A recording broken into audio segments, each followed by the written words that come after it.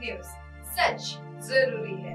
नमस्कार, मैं Kanchana news live में आप सभी का स्वागत करती हूँ। आइए देखते हैं देश की दशा और दिशा। जी हाँ दोस्तों, हम चर्चा करने वाले हैं देश के हाल और समाचार पर।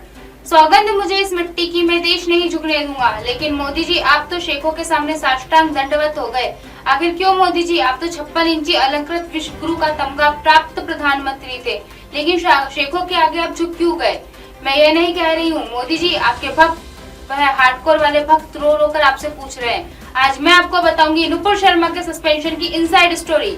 26 मई 2022 की जब बीजेपी की घोषित प्रवक्ता Nupur Sharma times now news channel में बीजेपी का पक्ष रख रही थी और नविका कुमार मेजबानी कर रही थी, तभी नुपुर शर्मा ने इस डिबेट में पैगंबर मोहब्बत पर अमर्यादित असंसदीय टिप्पणी कर दी।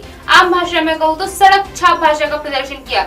लेकिन सब पूरे विवाद के बीच नविका कुमार नुपुर को रोकने के बजाय चटकारे ले रही थी और नुपुर का बचाव कर रही थी, जो कि पत्रकारिता का ढंग तो कतई नहीं था। इसके बाद से पढ़े लिखे बुद्धिजीवी वर्ग ने नुपुर शर्मा के बयान का विरोध और सस्पेंशन की मांग कर दी। लेकिन नुपुर के इस बयान पर मोदी जी या उनके किसी भी नेता ने आपत्तिजनक जाहिर नहीं की।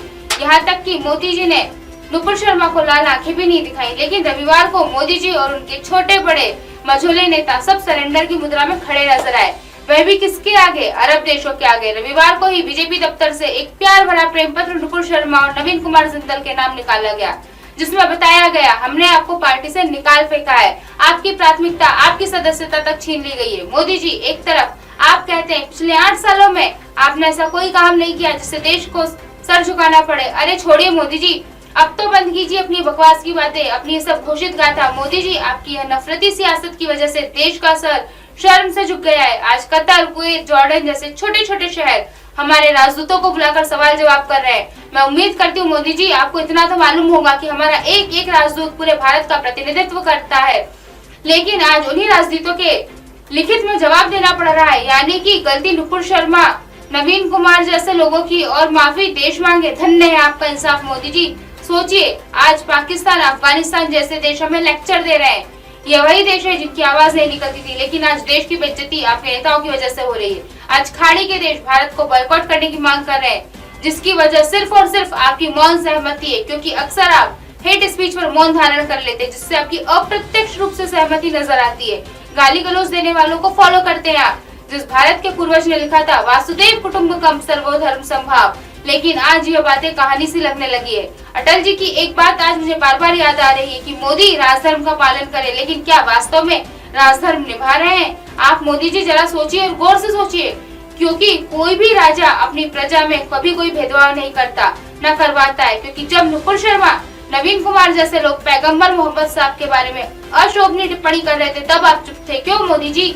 लेकिन जब अरब देशों ने नुपुर के बयानों पर आपत्ति जताई तो आपने नुपुर और नवीन को पार्टी से निकाल फेंका। मोदी जी, आपको पता है, आपने हमारे संविधान की आत्मा को कलंकित कर दिया है, क्योंकि हमारे संविधान में एक शब्द है प्रभुत्व संपन्न, लेकिन शब्द का ही अपमान कर दिया। क्योंकि जब भारत की जनता ने नुपुर और नवीन कुमार पर कार्यवाही की मांगी थी, तब आपने अनसुना कर दिया, लेकिन अरब देशों की बात तुरंत मान ली। पूरे 11 दिन तक नुपुर शर्मा के बयानों को पूरी बीजेपी मौन समर्थन देती रही, क्योंकि जब ओल्ड न्यूज के मोहम्मद जुबैर ने नुपुर का आपत्तिजनक बयान ट्विटर पर ट्वीट किया, तब नुपुर शर्मा पूरे वीडियो को फैब्रिकेटेड ही बताती रही। क्या हुआ नुपुर शर्मा?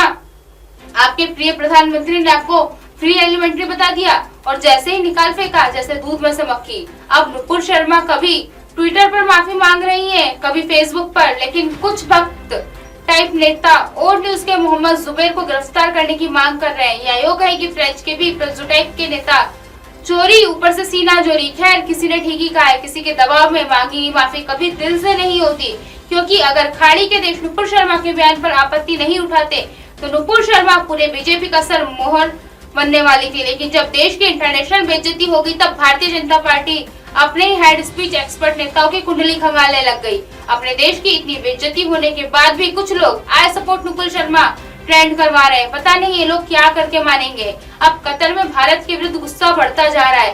कुछ सुपर स्टोर्स ने भारत के बने सामान की बिक्री पर रोक लगा दी है, जिसमें किसी और का नहीं, सिर्फ भारत का नुकसान है। क्या आपको पता है 1 करोड़ से ज्यादा एनआरआई है, लेकिन 79 लाख भारतीय सिर्फ खाड़ी देशों में रहते हैं। 60% कच्चा तेल इन्हीं खाड़ी देशों से आता है। भारत की विदेशी मुद्रा का एक बड़ा हिस्सा सोर्स इन्हीं देशों से आता है। यूएई तीसरा सबसे बड़ा व्यापारिक साझेदार देश है। हमारा। पता है आपको कतर की कुल जनसंख्या 27 करोड़ है, जिनमें से 7 लाख के करीब भारतीय हैं जो कतर में रहते हैं, अपना कारोबार करते हैं। अब इनका भी विरोध शुरू हो चुका है। कतर के अंदर मोदी जी आपको बहुत फर्क है ना, आपने बीते 8 सालों में, लेकिन आपके कल है आपने अपने नेता खोल रहे हैं। सुब्रमण्यम स्वामी कहते हैं, जरा सुनिए, मोदी सरकार ने पिछले 8 वर्षों के दौरान भारत माता को अपना शर्म से झुकाना पड़ा है, क्योंकि लद्दाख पर हम चीनियों के सामने रेंगते रहे, रशियंस के आगे घुटने टेके, क्वाड में अमेरिका के सामने म्याऊ म्याऊ करते रह गए। अब तो हमने छोटे से देश कतर के सामने साष्टांग दंडवत कर दिया है। यह थी हमारी विदेशी नीति की चरित्रहीनता।